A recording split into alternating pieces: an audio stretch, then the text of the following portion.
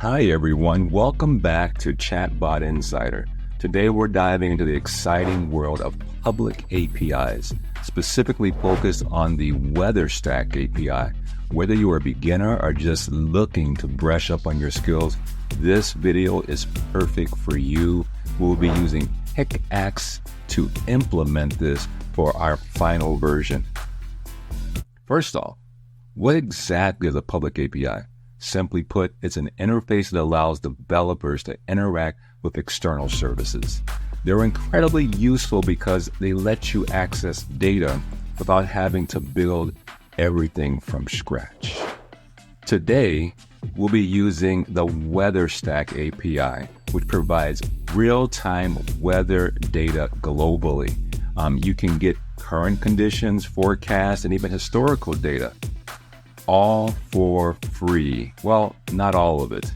The current conditions is free, the forecast you have to pay for, and the historical data.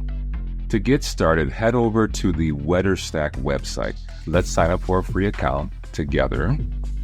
Fill in your details, choose a password. Don't worry about the billing info if you're sticking with the free plan. And I suggest you stay with the free plan because we're just testing. Now that we have our API key, let's jump into Postman. We'll make our first API call by entering in our access key and selecting current weather.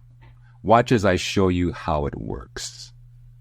If you encounter an error like missing access key, don't panic.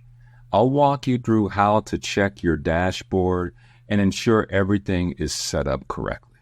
Once we have our data, integrating it into an application such as Pickaxe is straightforward. Here's how we can display weather information for any city around the world. And there you have it. You are now ready to explore public APIs like a pro.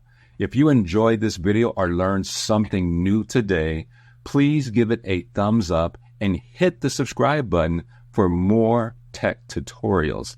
Share your own experience with APIs in the comments below. I love to hear from you.